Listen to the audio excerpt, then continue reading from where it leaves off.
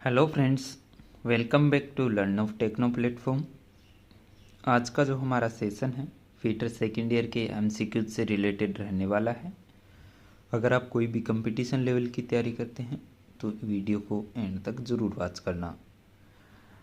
हमारे चैनल पर हर शाम 8 बजे एक नया वीडियो आता है, तो हर शाम 8 बजे हमारे चैनल पर विजिट करना ना भूलें।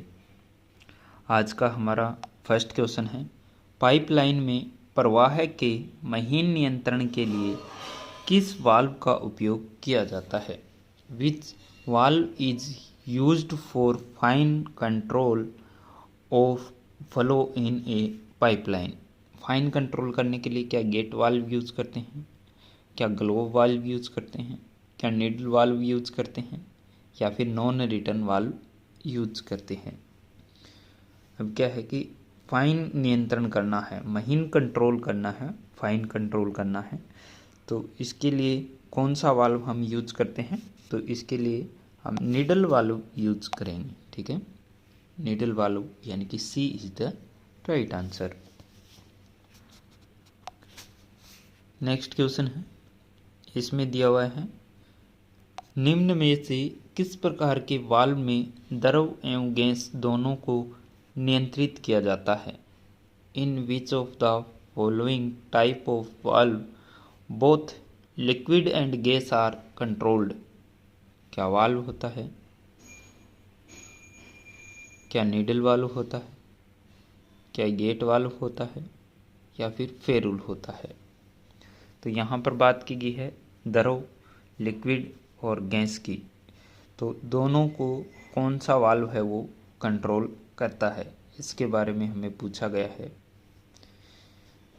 ठीक है, तो इसके लिए कोई स्पेशल वाल्व नहीं होता है, वाल्व कोई तो इसमें ऑप्शन में दे ही नहीं रखा है। नीडल वाल्व है फाइन कंट्रोल के लिए होता है, जो गेट वाल्व होता है वो गैस के लिए हम यूज़ नहीं कर सकते हैं, फेरुल ये हर वाल्व में होता है।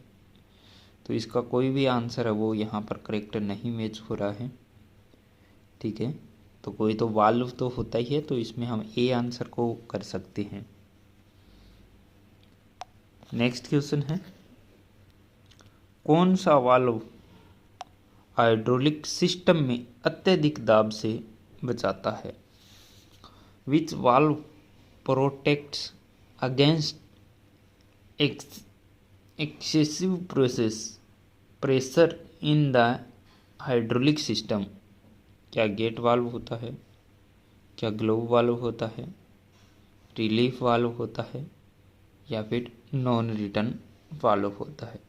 तो अत्यधिक दबाव से कौन सा वाल्व बचाता है? हाइड्रोलिक सिस्टम की यहाँ पर बात की गई है कि बहुत ज़्यादा प्रेशर पड़ रहा है, तो वहाँ पर को ज़्यादा प्रेशर से बचाने के लिए क्या है कि रिलीफ वाल्व लगाया जाता है। ठीक है, जो क्या करता है, दबाव को, प्रेशर को कंट्रोल करता है। तो क्या होगा, रिलीफ वाल्व, सी इसका राइट आंसर हो जाता है।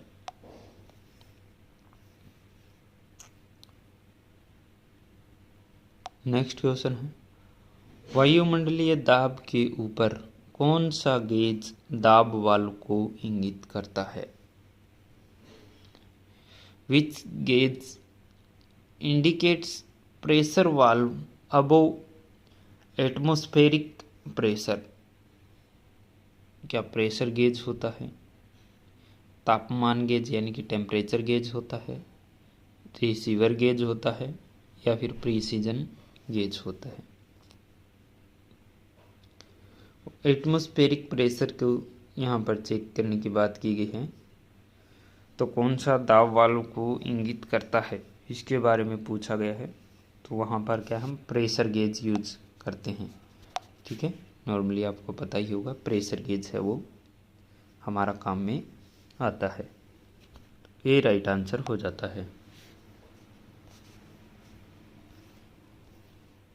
नेक्स्ट क्वेश्चन है, प्रेशर गेज के माध्यम से किस दाब मान को पढ़ा जाता है? विच pressure gauge is read through pressure gauge? वही क्वेश्चन है, घुमा के दे दिया है। तो क्या गेज प्रेशर, वायुमंडलीय प्रेशर, वैक्यूम प्रेशर, या फिर परम प्रेशर?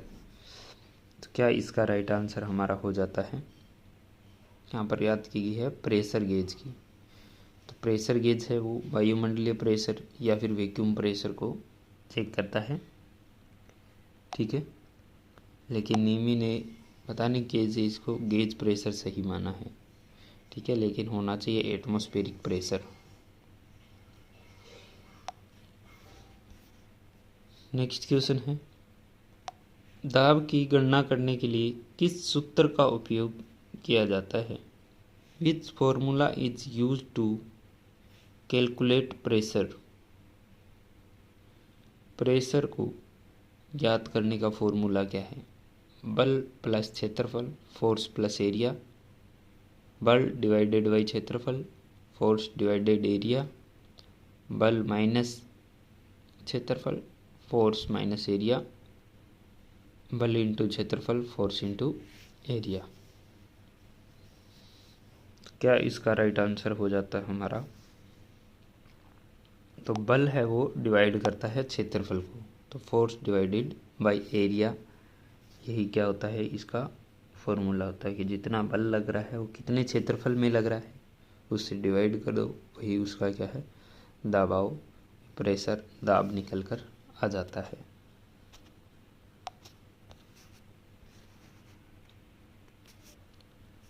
नेक्स्ट क्वेश्चन है, निरपेक्ष दाब की गणना करने के लिए किस सूत्र का उपयोग किया जाता है? Which formula is use to calculate absolute pressure? वायुमंडलीय दाब माइनस गेज दाब, यानी कि atmospheric pressure minus gauge pressure, वायुमंडलीय दाब प्लस गेज दाब, atmospheric pressure plus gauge pressure, वायुमंडलीय दाब इंटू गेज दाब, atmospheric pressure into gauge pressure, वायुमंडलीय दाब भाग गेज दाब, atmospheric pressure divided by gauge pressure. निरपेक्ष दाब की गणना यहाँ पर करनी है। निरपेक्ष दाब की गणना करने के लिए क्या करेंगे, वायुमंडलीय दाब और गेज दाब दोनों को जोड़ दिया जाता है, तो क्या होगा atmospheric pressure included by gauge pressure, ठीक है। तो वायुमंडलीय दाब और गेज दाब को इंक्लूड कर देंगे, जोड़ देंगे, तो क्या हो जाएगा हमारा निरपेक्ष दाब निकल कर आ जाता है। तो बी इसका राइट आंसर हो जाता है। नेक्स्ट क्वेश्चन है, एसआई सिस्टम में प्रेशर की इकाई क्या है?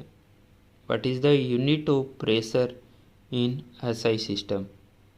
क्या किलोग्राम है, पास्कल है, पौंड है या फिर मीटर है? एसआई सिस्टम में प्रेशर की यूनिट यहाँ पर पूछी गई है, तो एसआई सिस्टम में प्रेशर की यूनिट है वो पास्कल होती है, ठीक है। तो बी इसका राइट आंसर हो जाता है। नेक्स्ट क्वेश्चन है, 1,00,000 पास्कल के बराबर दाब की एक मीट्रिक इकाई के लिए कौन सा पद है? What is the term of a metric unit of pressure equal to 1,00,000 pascal? क्या मिली बार है, किलो पास्कल है, बार है या फिर न्यूटन है? 1,00,000 पास्कल के बराबर 1,00,000 पास्कल इक्वल इकाई इसमें पूछी गई है, वो भी मीट्रिक में।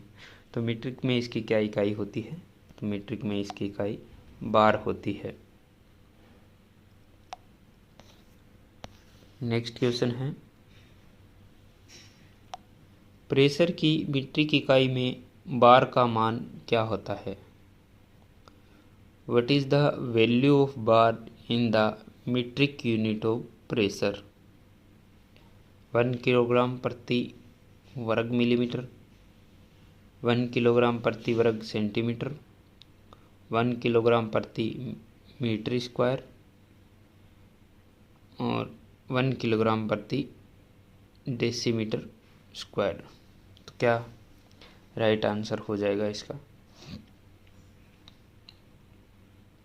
प्रेशर की मीट्रिक इकाई में बार का मान यहाँ पर पूछा गया है। मीट्रिक इकाई में बार का मान है वो 1 किलोग्राम प्रति वर्ग सेंटीमीटर होता है। तो बी इसका राइट आंसर हो जाता है। आज की वीडियो में बस इतना ही।